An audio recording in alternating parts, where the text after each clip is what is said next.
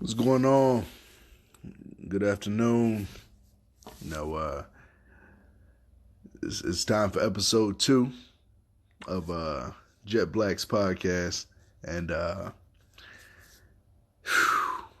it's been a crazy ride. It's been a crazy ride. First things first, I want to talk about what came from my last one, and explain a little bit of it while we go at it. And that's by no means was I trying to go ham on women as a whole. I was trying to keep it real. And every time I go out and I hear a bunch of fuck men this, fuck men that, I just wanted to turn the tables and make it sound, you know, this is how it feels. This is what I feel like when I'm sitting there on a, had a fucked up week at work. Everybody been kicking me in the balls all week, and now I want to go out and have a good night. And now I want to sit here and just listen to some good spoken word, drink my beer. Now I gotta listen to a bunch of people telling me I ain't shit. I just had 5 days of people telling me I ain't shit, you know? So can I please escape this and go somewhere where other people don't tell me I ain't shit, right? So anyway, that's just coming off of this last one. And people ask me, "Oh, what'd your wife feel about it?" My wife's cool people. My wife's cool people. At the end of the day, she's the type of person that I was definitely gonna end up with because she's very much like me. So the only question she had about the whole thing was, I've been with you for however many years. I've seen you buy toilet paper before. I know you bought toilet paper. And I was like, that is correct. That is correct. I was speaking in hyperbole. I was trying to make a point. Of course, no toilet paper roll will last anybody for 3 years. But the point I was trying to make is it used to last a long time. She didn't care about anything else I said. She just wanted to fact check the fact that I've bought toilet paper before and she saw it with her own eyes. And for some reason that's what bugged her. That's what fucked her up, right? About the whole thing I said was the fact that she knows I bought toilet paper before. Anyway, so moving on. I wanted to, just I'm finding my bearings with this whole thing and exactly how I want to play it. And I'm gonna be honest with y'all. I had a couple people hit me up and they were like, "Oh man, that shit was cool." What do? You sit there and you write your jokes, you write the things you're gonna say down, and no, no, I don't. This is all off the top of my head. Brought to you by Guinness, Stella Artois, Zaya, the rum, if you know it, um, and gin and tonic. And if you drink gin and tonic and you're not fucking with Hendrix, I recommend you do. It's official. Make you feel classy. Make you feel like like you should be wearing a top hat and a tuxedo with tails on it, and you should be tap dancing on some Fred Astaire shit once you drink it. Anyway, neither here nor there. So, uh, moving on. I know I do a lot of moving on, right? So we gonna move on to what's been going on with me lately. I've been trying to just deal with this whole Corona shit and chill. I'm chilling with my wife. We're getting a lot closer. Whether we wanted to or not, it worked out for the best. But we had to be close because we can't go anywhere, right? So you're in prison. You're gonna make do with what you got. You got some people that you don't really fuck with. You're gonna learn to fuck with them, at least to some degree. Not saying I'm in prison with my wife. I'm just saying you make it work regardless. And if it wasn't meant to be, then it damn sure wasn't meant to be under these conditions, right? Anyway, so home life is good with wifey. Only issue I'm having is with this damn dog. And I love him. By the way, his name is Shaft. And I named him Shaft for a reason because he's a bad motherfucker. And he been digging holes and shit. He been biting me in my fucking hand while I'm just laying on the couch trying to chill. He's just bad, right? But we're gonna get him right. Anyway, so that that's going to lead me into my next topic. But before I get into that, I wanted to say, I wanted to kind of structure this going through the rest of this way. And I wanted to start with a quote or something inspirational, and then go into saying all kind of wild, off the wall, off color, fucked up stuff. So today's is something that somebody told me a long time ago. I don't know who said it or why they said it. Well, I know why they said it, because they were crooked. Crooked as them letters in Mississippi. But I know they told me this, and it's one of those things that stuck. But it was, if you're gonna do wrong right. And I said, okay.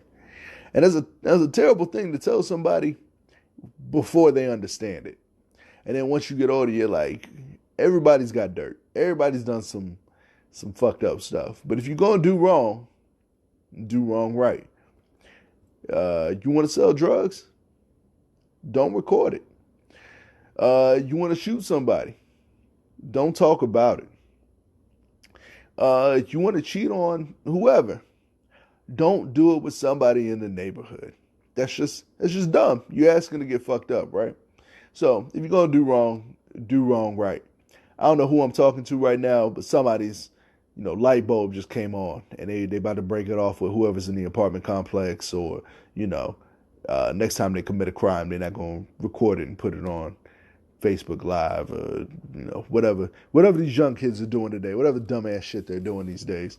Because people around my age, we didn't do all that kind of stuff. So anyway, speaking of dogs, I just want to give a shout out real quick to Hillsborough High School Terriers. That's where I'm from. I'm from Tampa, in case you didn't know. And Hillsborough High School Terriers. Oh, oh. And, that's it. That's all I got for that. So moving on to my topic, I'm talking about, pet ownership. And, if you want to have a pet, that's cool. I don't judge you.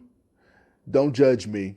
Because, like I said, trust me, there's plenty you could judge me for. You're probably going to judge me for the shit that's about to come out of my mouth. And that's something I'm going to have to just live with, right? But pet ownership. Starting from the top, I got 2 cats and 1 dog. Strike that. I don't have two cats and 1 dog. My wife has 2 cats. I live here, so I live with these 2 cats, and I have a dog. So, anyway, my dog Shaft. And so I'm going to rewind to the whole pet ownership part. But before I get into the pet ownership part, I'm going to just say this, and it's how I got to the situation to where I own a dog, because I never wanted to have a dog. My wife and I, we were pretty cool in terms of things we wanted in our life. She was like, hey, I like drinking alcohol. I was like, I like drinking alcohol too, so we're cool. And then she's like, I don't want to have children. I said, we on the same page. I don't want to have kids either. Boom, 2 for 2. And then a list of other things that went in there. She didn't want to have a dog. I don't want to have a dog, right? So we were batting 1,000 at some point. And then all of a sudden, we went on a cruise.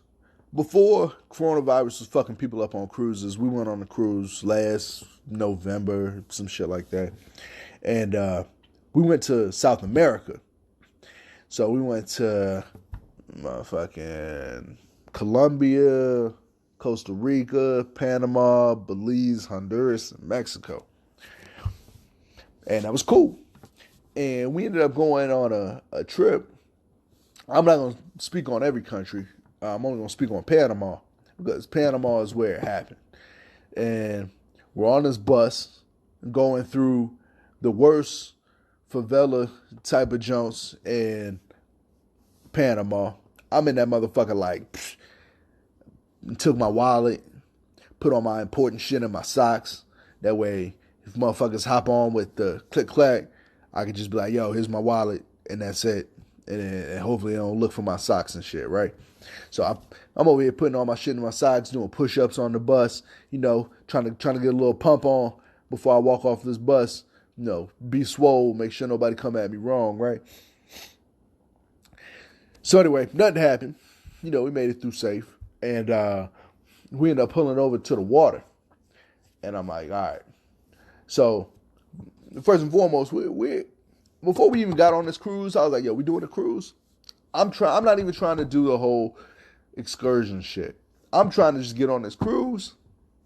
I'm trying to hop out in port, and I want to just kick it with the locals, right? I want to find like some real, whatever country I'm in, straight up people and be like, yo, I don't want this shit that's in the store. I want a real meal.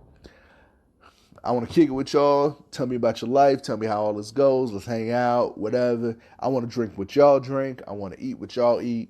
And we're going to kick it like that.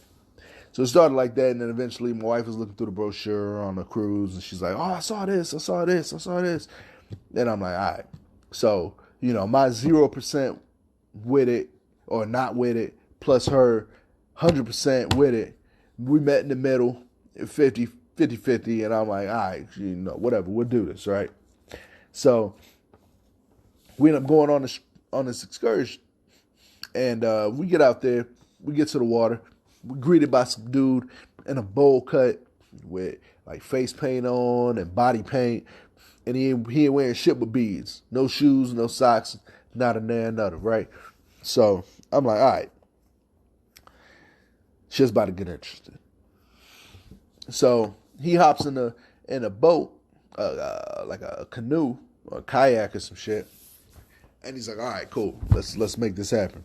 He didn't say that. Obviously, he didn't say, "All right, cool, let's make this happen." He said some shit in Spanish, but obviously that was the gist of it, right? So obviously they were speaking Spanish the whole time. So anytime I said some shit in English, just know they said it in Spanish, and I loosely translated it with my 4-year Spanish from Hillsboro.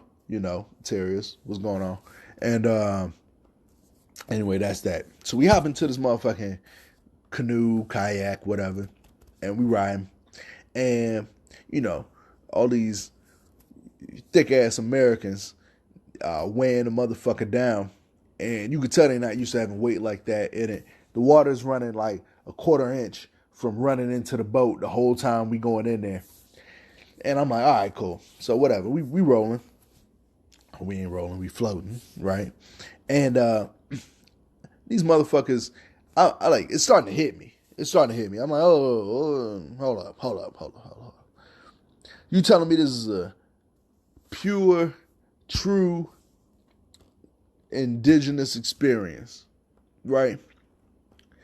Where these motherfuckers get these Honda 2000 motors from? That's what I want to know. Because it damn sure ain't made out of coconut and sugar cane. I'm looking at it. I smell the fucking gas burning.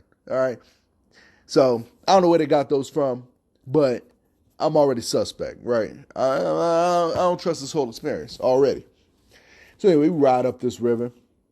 My wife's having the time of her life. Oh, this is so great. I'm like, yeah, it's cool. It's cool. But I'm, head on a swivel. Like, I don't know what's coming. They might stop in the water, have their friends rob us or something, right? Like I said, I used to be involved with some people who did some things, and because of that, I can't trust people no more. So anyway, we riding up the river, and we get to the spot. So we all start piling out of this thing. By the way, they ain't have any kind of what do you call those, life vests or shit like that. I was like, at that point, I didn't even know how to tread water yet. I was like, if it goes down, I'm going down. Like, it's a wrap. I can't even try to tread water until the alligators come eat me, right? The crocodiles down there. I'm like, I can't even tread water that long. Like, once it goes down, I'm done. I got to try to hold somebody else, like, stay on top of somebody else's body who's floating or something. That's the best chance I got at this point, because otherwise it's a wrap. Anyway, so we made it. God willing, we made it. If we get to the spot, we start hiking up this hill, and we get up there. Everybody, a bunch of cats, men and women, in beads, face paint, whatever. And I'm over here talking to the wife about, like, hey, I don't know how I feel about this. I don't really trust these motherfuckers. I feel like